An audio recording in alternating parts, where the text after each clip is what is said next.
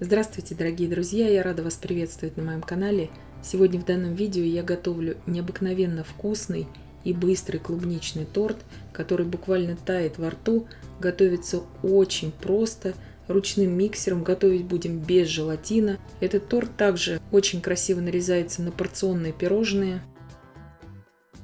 Итак, сначала приготовим клубничную прослойку. Здесь у меня 650 грамм свежей клубники. Вы можете также замороженную ягоду брать. Я ее пробила блендером и отправляю сейчас в кастрюлю с толстым дном. И также добавляю туда 50 мл свежевыжатого лимонного сока. И ставлю сейчас все это на огонь и довожу до кипения.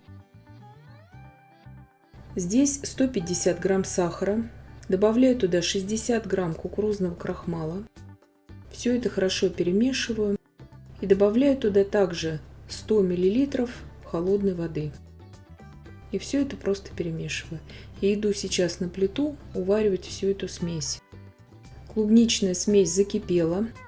И я добавляю туда тонкой струйкой, помешиваю в середине кастрюли всю крахмальную смесь. На умеренном огне при непрерывном помешивании в кастрюле с толстым дном я довожу всю эту смесь до кипения. Когда пойдут вот такие первые пузыри, признаки кипения, я провариваю еще примерно 30 секунд и снимаю с огня. Смесь готова. Я ее сейчас остужаю до холодного состояния, не до комнатной температуры, а именно до холодного состояния. Потом буду использовать уже в сборке торта. Приготовим корж. Здесь 2 яйца среднего размера, весом без скорлупы примерно по 50 грамм. Добавляю туда 50 мл молока комнатной температуры, 100 грамм сахара. Замешивать корж можно здесь, как вы видите, даже без помощи какого-либо миксера. 8 грамм ванильного сахара, 50 грамм растительного масла без запаха,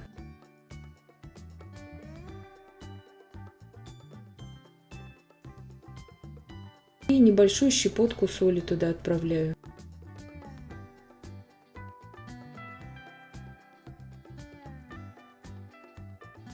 Просеиваю туда 125 грамм муки и 5 грамм разрыхлителя. Духовка у меня уже разогрета на 170 градусов Цельсия. Все это перемешиваю сейчас просто венчиком до однородности. Вы можете миксером все это замешивать, но здесь нет смысла миксером замешивать. И выливаю сейчас сразу в форму.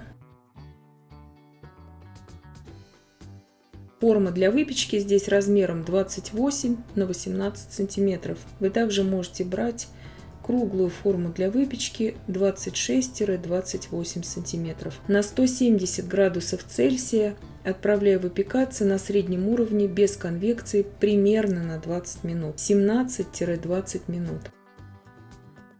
Корж испекся, я дала ему полностью остыть, остывает он очень быстро. Я его извлекаю из формы сейчас, и уже он готов к работе. Он в принципе не требует пропитки. Можете его пропитывать, но я не пропитываю здесь, потому что тортик очень сочный получается.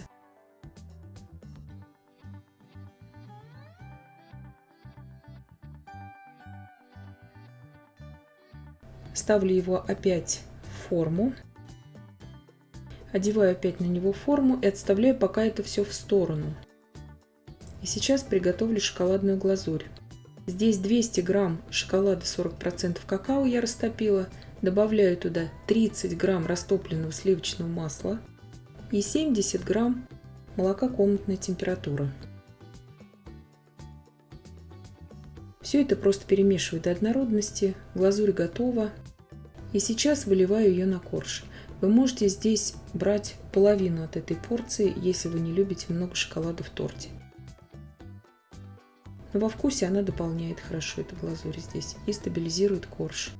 Корж очень нейтральный во вкусе, то есть он просто дополняет собой вкус самой вот этой ягодной и сливочной прослойки. Убираю сейчас на 10 минут на стабилизацию в холодильник. Здесь 300 мл очень холодных сливок для взбивания. Отправляю туда 30 грамм сахарной пудры. 16 грамм ванильного сахара и 250 грамм сыра маскарпоне. Сыр маскарпоне тоже очень холодный. Взбиваю сейчас до устойчивых пиков.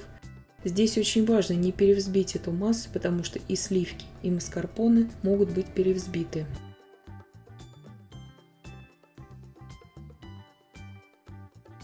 Клубничная основа у меня остыла в холодильнике. Вы можете ее приготовить заранее, за день, за два заранее и оставить просто в холодильнике. Перекладываю ее сейчас в кондитерский мешок.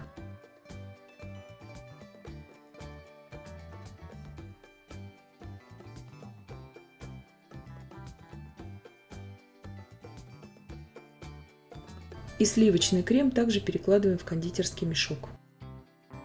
И начинаем уже сборку торта. Глазурь уже схватилась. Ее можно уже смело покрывать кремом.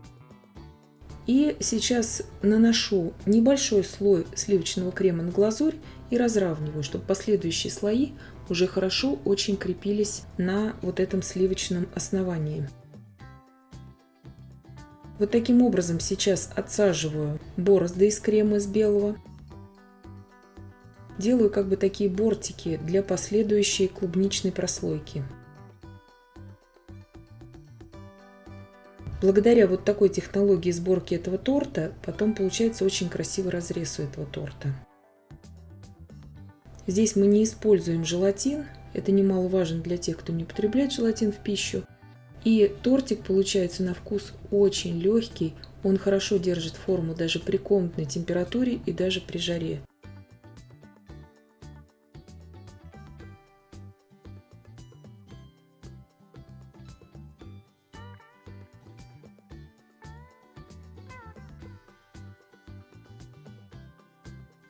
И все эти пустоты заполняем сейчас клубничной массой.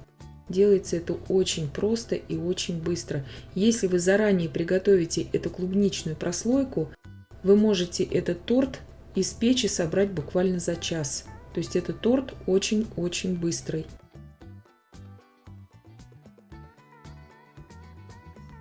В клубничную прослойку я советую всегда добавлять лимонный сок. Он и вкус клубники раскрывает, и усиливает цвет клубники. Вместо клубники можно использовать также вишню, будет вкусно. Черную смородину можно использовать. Это на ваше пожелание.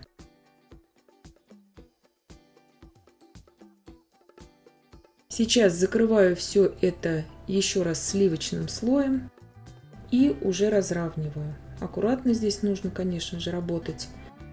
Но, в принципе, очень хорошо этот крем с маскарпоне, сливки маскарпоне, очень хорошо он поддается выравниванию. Остаток клубничной прослойки также выкладываю в кондитерский мешок и отсаживаю сейчас уже на сливочный слой. Здесь вот эти пропорции именно клубничного слоя с крахмалом, они очень хорошо дают ему держаться на поверхности, и в то же время крахмал здесь не чувствуется во вкусе. Разравниваем сейчас и убираю в холодильник, примерно на 2-3 часа, чтобы просто все эти вкусы объединились. Можете убрать на ночь, но достаточно уже будет буквально 2-3 часов.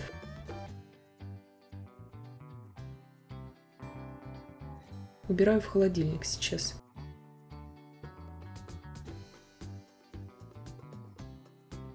Достала торт из холодильника, посыпаю сейчас сверху кокосовой стружкой, просто для декора. Вы можете не посыпать кокосовой стружкой, можете просто оставить как он есть, можно белым шоколадом здесь посыпать. Этот тортик, он очень красиво нарезается также на порционные пирожные.